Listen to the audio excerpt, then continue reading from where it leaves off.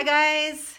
Welcome to today's episode, which is episode 5 of So Your Kid's a Furry. Right. Congrats. Yeah. And today, Joelle, what are we going to talk about? Today we're talking about what's the big deal? What is the big deal? For sure. The furry fandom at its base is not unlike every other fandom out there.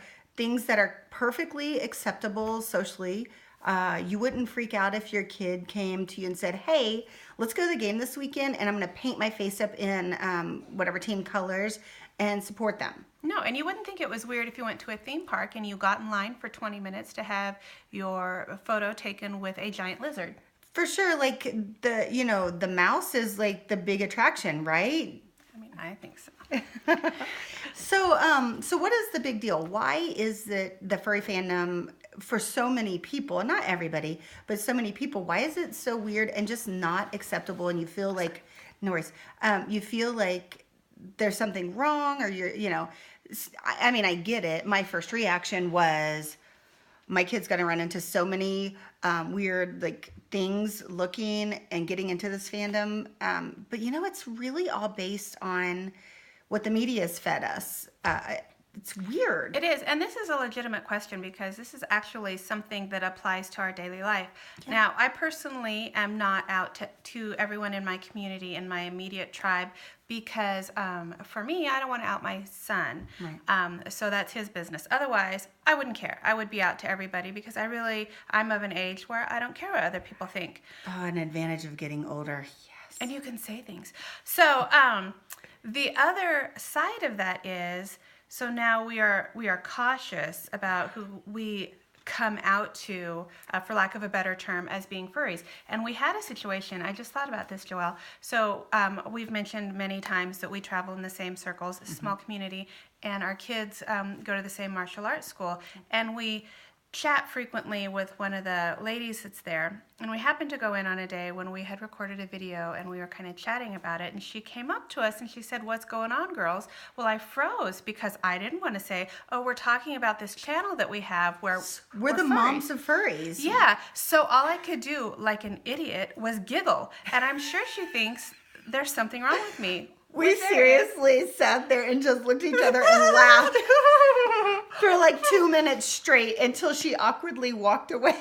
Yeah, it was really strange. And I assume that other people have similar situations in their daily life where they're not really ready to say, well, I'm a furry, and they don't know what reaction they're going to get, in a casual relationship with someone, or even in a very close relationship. I've told my mother, but I haven't told everyone. You've told your family. Yeah, my entire, the family that I talk to regularly, they all know, and they don't care. My mom, which is funny because I'm from a very small town, Midwestern town that is not known for being open-minded, and my mom is like, oh my gosh, I wish they had all of those cons when I was young. I would have gone. So I imagine she'll go at some point with us. I think my biggest concern was I have a 25-year-old son who, I don't know, he's not, we were talking about, he's not straight-laced. He doesn't make super great life decisions. He's pretty awesome, but straight-laced isn't how I would describe him, but I didn't know how he would react. And he really did think the same thing. He was concerned his sister was going to be getting into fetish territory, all of the sexual stuff, until I explained to him. And he's like, oh my gosh, you guys should do something to tell people. Why do people think that? I'm like, dude, you don't watch our videos? What? I'm offended. I'm going to tell him next time I see him. Mm-hmm. I'm going to make him come one day. I think I will quiz him and ask him what we did. Oh my gosh, his sister is creating a fursona for him that based on his personality and his specific type of animal that he loves. Is it a cockroach? It's not. She loves stupid I'm not saying he's a cockroach, people. Don't flip the script. She's saying that we have cockroaches at our house, and not the kind that you accidentally have. We have 4 Madagascar hissing cockroaches. On purpose, because my daughter is not a typical person. But anyway, no, he doesn't like the roaches, but he does love pit bull puppies. So. Oh, is he going to be a pit bull? You heard it here first. So cute, and his name is going to be Puzzles, and he's gonna have a puzzle piece on his collar. Oh. So anyway, well, what's funny is I know, isn't that so cute? All of my kids, I think, are going to be furries, all 4 of them. My 11-year-old has now developed a fursona, and it's super cute too. Speaking of coming out to people, we were at her friend's house, and I don't even know how it came up in conversation, but there was a point that I had to kind of, unless I was just going to be really rude about it, had to say, oh yeah, I do a channel with my friend. Well, and the uncontrolled giggling is not really an effective means of communication. No, so I didn't giggle, and I was in her home, so I couldn't like walk away from the mom like that would have been even more strange. So I did. I said, you know what? We do this video. It's called Moms of Furries. Do you know what a furry is? And she kind of did, kind of didn't. To her credit, she reacted very kindly. I don't know, and her kid still gets to play with my kids, so I don't think it was too bad.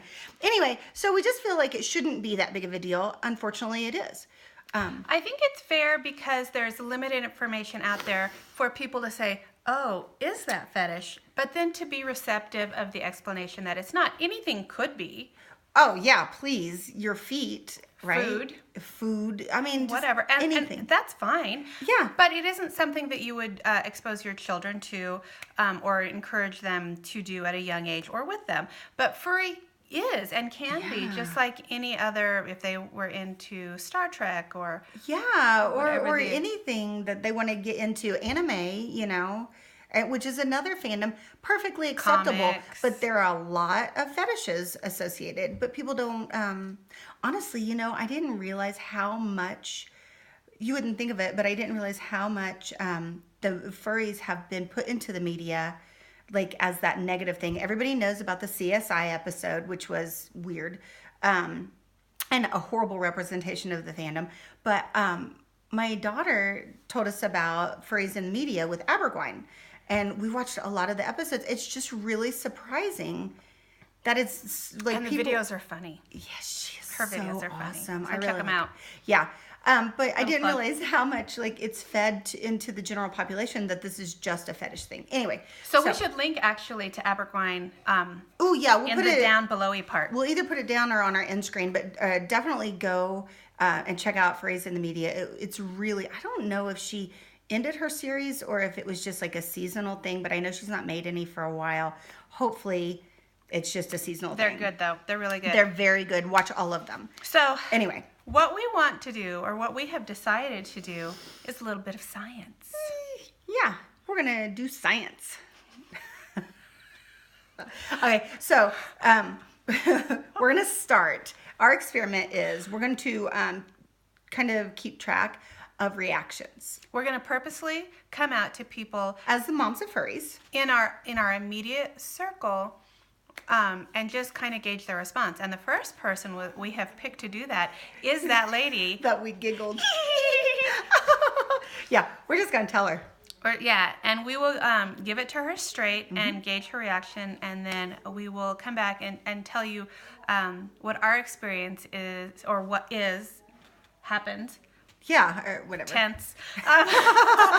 And we would love to hear your experiences when you have come out to peripheral people and then maybe some of those immediate. We've heard from a lot of people about anxiety coming out to their parents.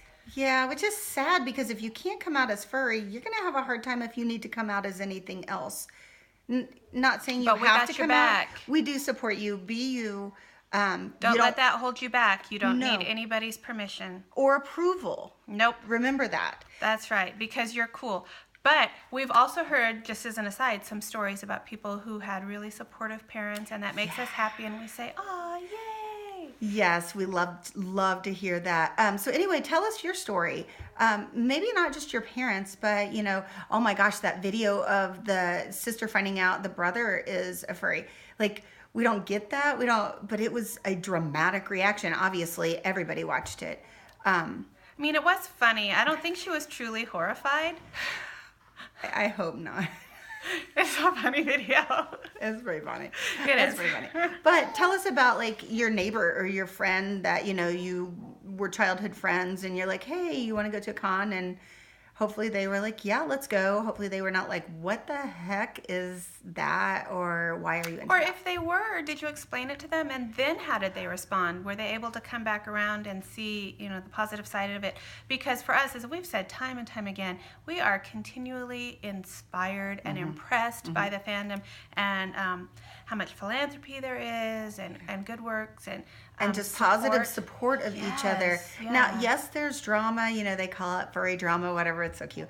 But and I get that, but overall, when someone is in need, you guys just like circle the wagons and support. It's really impressive. And we have received that support. We I mean, have. honestly, we can't believe how the channel has grown, and the kind comments, and BLFC is coming up, and we can't wait. We cannot wait. to meet everybody, and we want to hear your stories, and just share, and you guys are helping us grow and learn, which is beautiful. Right, and we hope that because of that, we're helping new parents new to the fandom understand what it is and can be for their children. And even always, if your parents or your immediate circle, if they don't get it, they don't want to be a part of it, and they perhaps have a negative reaction, we just want to make sure that doesn't matter. No. It doesn't matter at all. You don't need their approval.